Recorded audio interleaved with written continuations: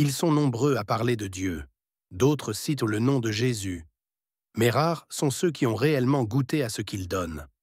Pas des paroles, pas des symboles, mais des dons vivants, profonds, réels. Jésus-Christ n'est pas venu apporter une religion, mais une vie nouvelle. Une transformation radicale. Un souffle qu'on ne peut pas fabriquer soi-même. Dans cette vidéo, tu vas découvrir 5 dons puissants que Jésus-Christ offre à ceux qui s'approchent de lui. La vie éternelle, la paix intérieure, le pardon, la sagesse divine et la puissance des miracles. Pas des concepts, des réalités, des dons capables de retourner une existence du jour au lendemain.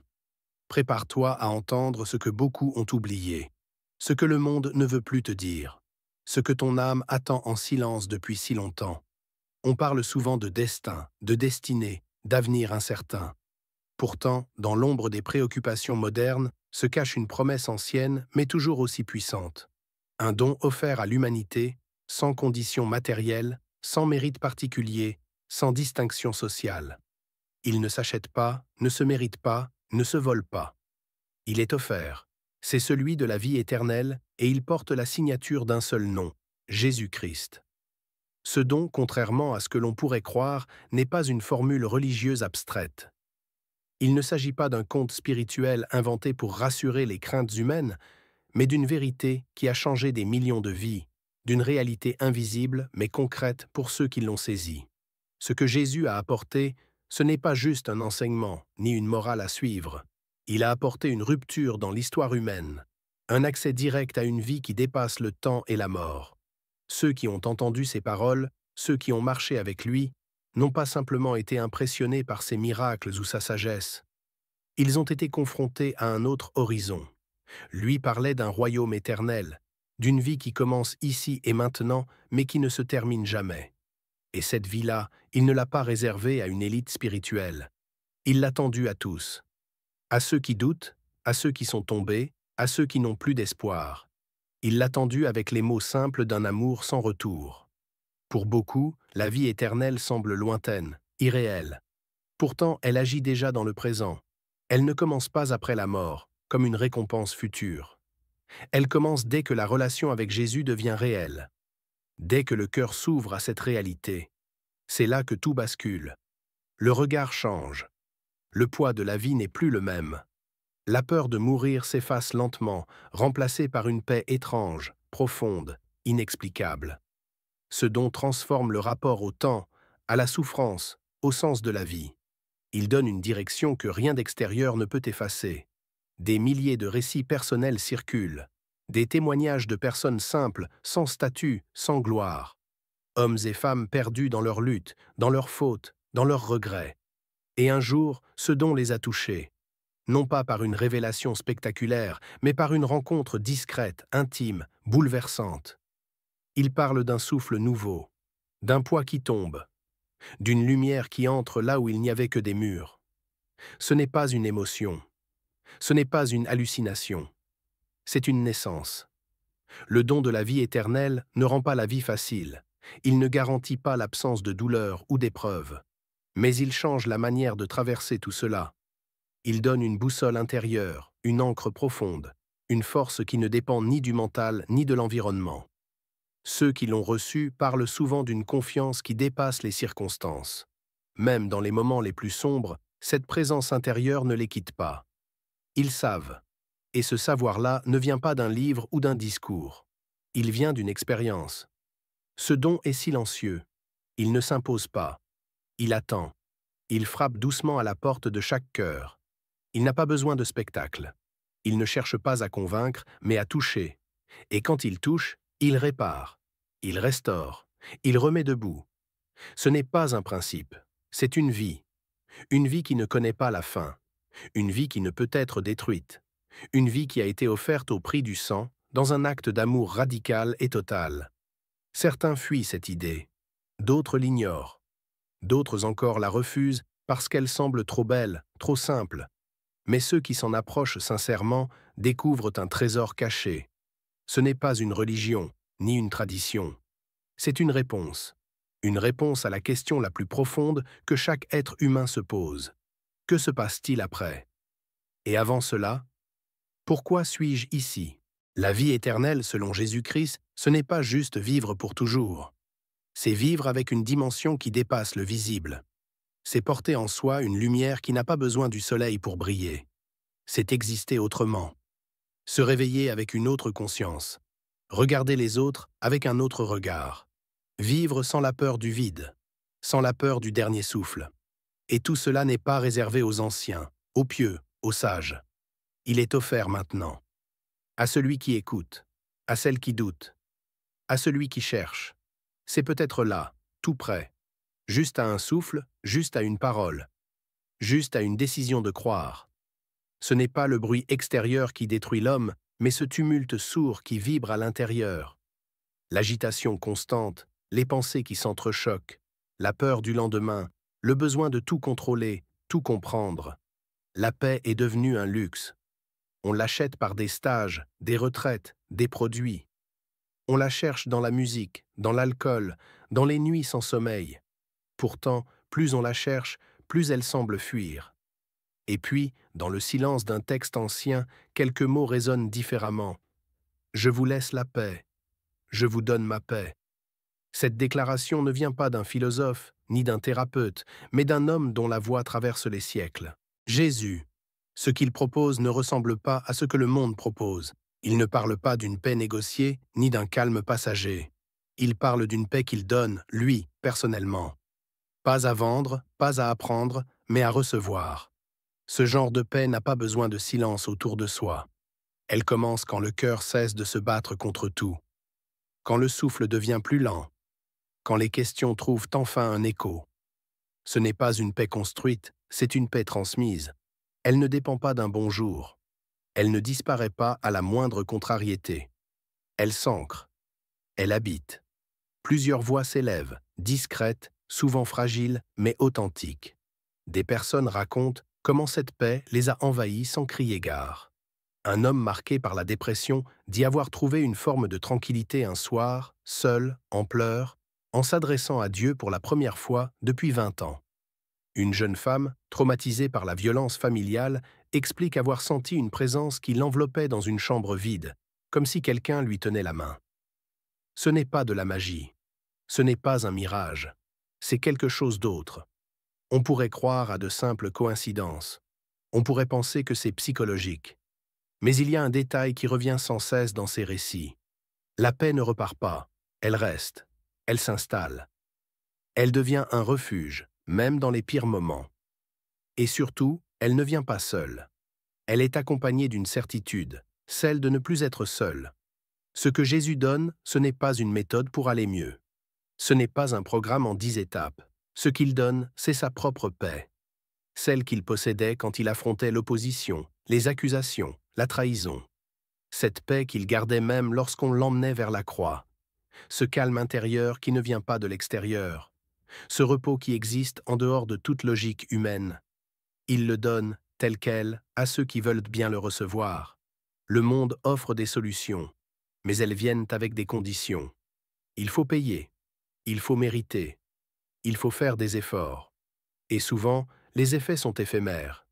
Ici, on parle d'un don, sans condition, offert gratuitement, accessible à celui qui s'ouvre. Pas besoin d'être parfait, juste prêt. Il y a des instants où l'âme crie sans bruit, où les larmes montent sans prévenir, où le cœur se fatigue d'avoir trop lutté. C'est là, souvent, que ce don se manifeste. Non pas comme une explosion, mais comme un apaisement doux. Pas comme une lumière aveuglante, mais comme une chaleur discrète. Et tout change. Non pas autour, mais dedans. Certains essaient de l'expliquer, d'en faire une doctrine, d'en dresser les contours. Mais cette paix ne se laisse pas enfermer. Elle échappe aux définitions.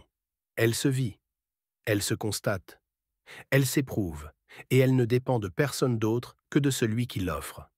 Quand cette paix habite un cœur, les regards changent. Les réactions deviennent plus lentes, plus posées. Les jugements se taisent, la panique recule. Le souffle revient. Ce n'est pas une fuite du réel, mais une manière nouvelle de le traverser. Pas une bulle protectrice, mais une fondation invisible. Même en plein chaos, elle reste. Même face à l'injustice, elle parle. Même devant la perte, elle tient bon. Il ne s'agit pas de religion, ni d'idéologie, ce n'est pas une paix réservée à une communauté, à un peuple, à une époque. C'est une réponse universelle, une promesse faite à tous, une paix qui ne s'achète pas, qui ne se mérite pas, mais qui se reçoit, comme un souffle, comme un cadeau qu'on n'attendait plus. Il y a des choses qu'on ne dit pas parce qu'on les a oubliées, mais parce qu'on ne sait pas comment les formuler. Des fautes, des regrets, des souvenirs qu'on cache derrière des sourires de façade, des erreurs qu'on promène comme une ombre silencieuse, toujours là, tapie dans un coin du cœur.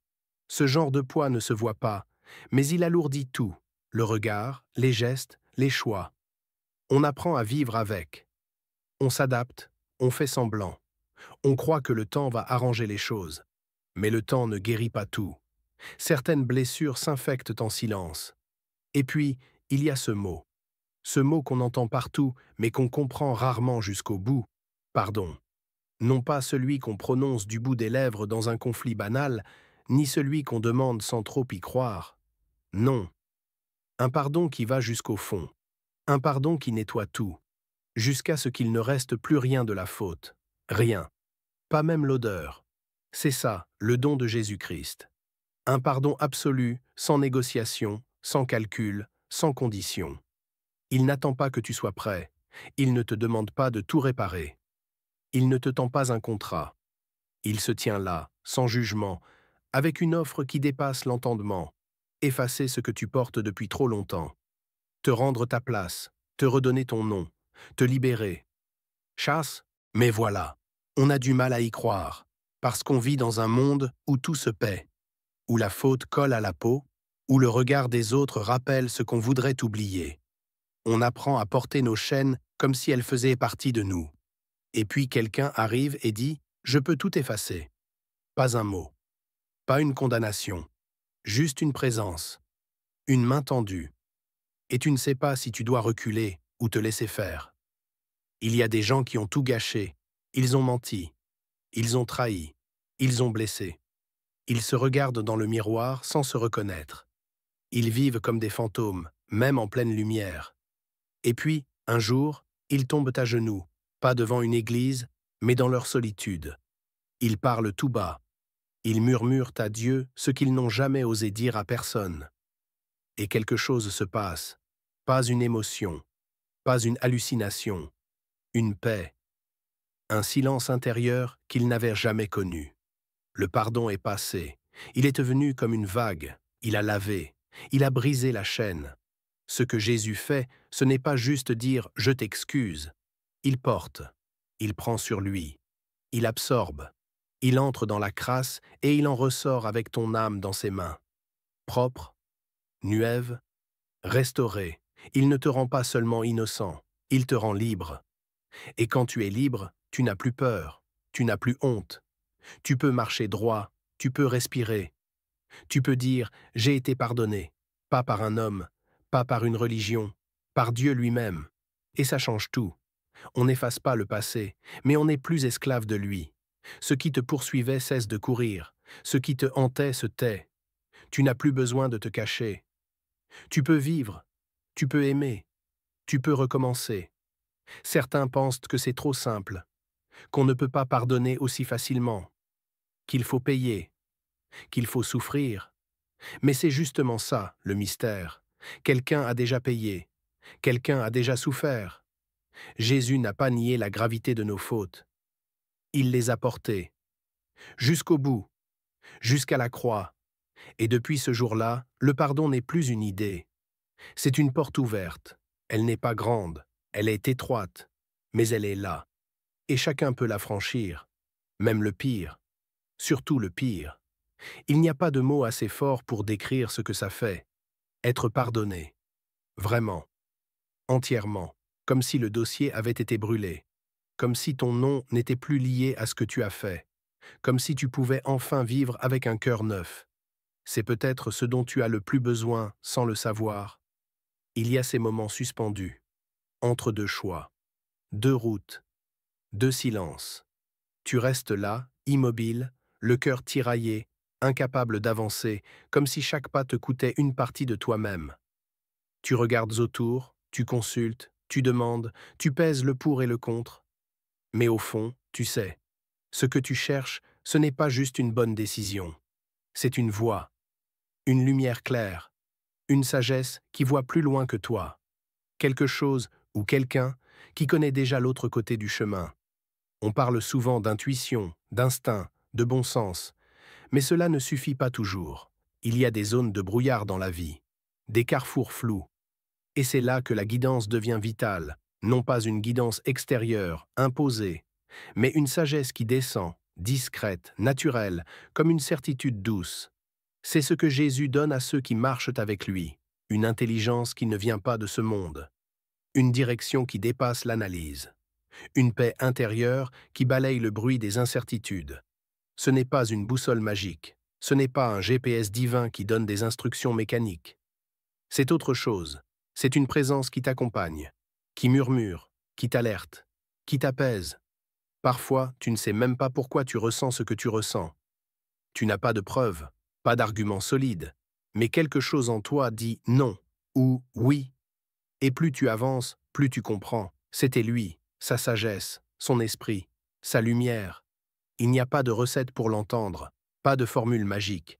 Il faut juste être prêt à écouter. Et ça, dans un monde saturé de bruit, c'est devenu rare. Écouter. Vraiment. Pas juste entendre, mais faire silence. Se rendre disponible, ouvrir un espace en soi. Ceux qui vivent cette guidance ne deviennent pas parfaits, mais ils apprennent à marcher différemment. Ils ne courent plus après chaque opportunité. Ils ne paniquent plus à chaque porte fermée. Ils discernent. Ils ressentent ce que les yeux ne voient pas. Ils savent quand il faut patienter, quand il faut agir, quand il faut s'éloigner. Ils ne sont pas devins. Ils sont guidés. Et cette guidance-là change tout, parce qu'elle ne vient pas d'un calcul, mais d'une relation. Jésus a promis, quand l'Esprit de vérité viendra, il vous conduira dans toute la vérité. C'est plus qu'un guide, c'est un accompagnateur, un conseiller invisible, mais toujours présent. Il éclaire ce que tu ne comprends pas encore. Il révèle ce que tu ne vois pas. Il te rappelle ce que tu as oublié. Et surtout, il t'évite bien des pièges. Il y a des décisions qu'on regrette pendant des années. Des choix faits dans la précipitation. Des erreurs camouflées en opportunités. Le monde va vite, trop vite. Mais la sagesse de Dieu enseigne à ralentir, à interroger, à discerner, à faire la différence entre ce qui brille et ce qui porte du fruit. Ce n'est pas une sagesse de livre, ce n'est pas une culture religieuse, c'est une sensibilité spirituelle, une capacité nouvelle à sentir le vent, à lire les saisons, à reconnaître la vérité même quand elle dérange. Ce n'est pas toujours confortable, mais c'est sûr, et c'est vrai. Beaucoup pourraient témoigner de ces fois où ils ont failli se perdre, où tout semblait parfait sur le papier, mais quelque chose les a freinés, une petite voix, un inconfort intérieur, une paix absente. Et puis, plus tard, la vérité éclate. Le danger était réel, mais ils ont été épargnés, pas grâce à leur intelligence, mais grâce à cette sagesse qui protège, qui voit avant, qui parle autrement. Le monde valorise l'autonomie, l'indépendance, faire ses propres choix, tracer sa propre route. Mais il arrive un moment, tôt ou tard, où même les plus forts lèvent les yeux et demandent « Et maintenant ? Que dois-je faire ?» Ce moment-là n'est pas une faiblesse, c'est une ouverture. C'est là que commence le vrai chemin. Le chemin guidé, le chemin éclairé. Ce n'est pas une soumission, c'est une liberté. Celle de ne plus marcher seul. Celle de savoir que quelqu'un voit plus loin, qu'il connaît les pièges, les raccourcis dangereux, les zones à éviter, et qu'il t'aime assez pour te montrer le bon passage. Tu peux encore t'entêter, faire à ta manière, essayer, tomber, te relever, ou bien tu peux tendre l'oreille et te laisser guider, sans peur, sans fierté, juste avec confiance. Il y avait du vent ce jour-là, pas un vent ordinaire, un vent chargé d'attente. Les foules s'étaient rassemblées sans trop savoir pourquoi. Il y avait des rumeurs. Un aveugle avait retrouvé la vue, un paralysé avait marché. Une femme atteinte d'un mal incurable avait été guérie sans qu'un mot soit prononcé. Ce n'était pas du théâtre. Ce n'était pas de l'hypnose. C'était brut, réel, brutal. La puissance s'était manifestée. Jésus marchait au milieu d'eux. pas comme un roi, pas comme un guerrier, comme un homme. Mais dans ses gestes, ses paroles, il y avait quelque chose de plus fort, quelque chose d'insupportablement vivant. Quand il parlait, les démons criaient. Quand il posait les mains, les os se redressaient. Quand il appelait, les morts se levaient. Ce n'était pas de la religion. C'était une invasion, une démonstration.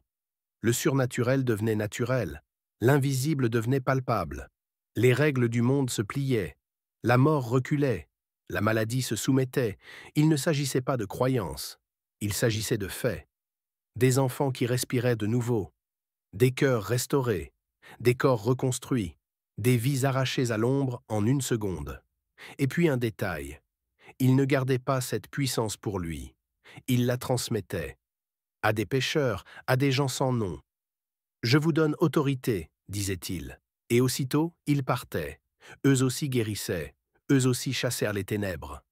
Ce n'était pas une relique, ni un souvenir. C'était un feu. Et ce feu, il ne s'est jamais éteint.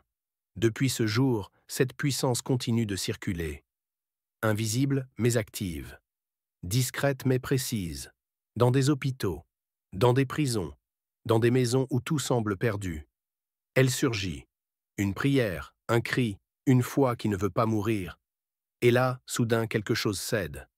Une tumeur disparaît. Une dépendance s'effondre. Une âme veut vivre. Ce n'est pas de la magie. C'est Jésus. Encore. Il n'a pas changé. Il ne s'est pas affaibli. Il agit encore. Par des gens simples. Des gens faibles. Des gens qui croient juste assez pour appeler son nom.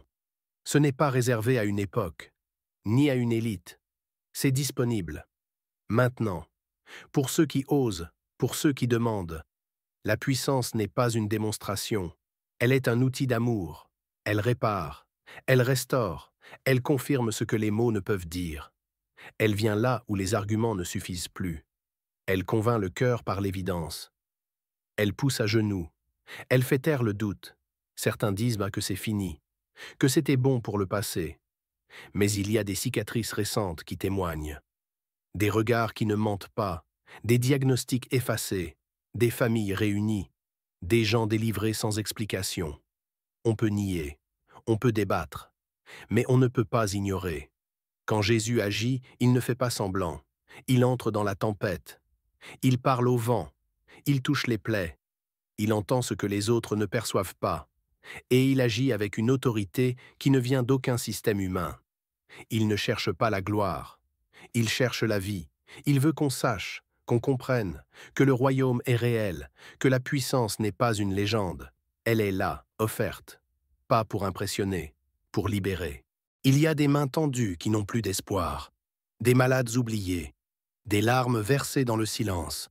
Jésus les voit, et sa puissance n'est jamais loin de la douleur. Elle aime intervenir dans l'impossible.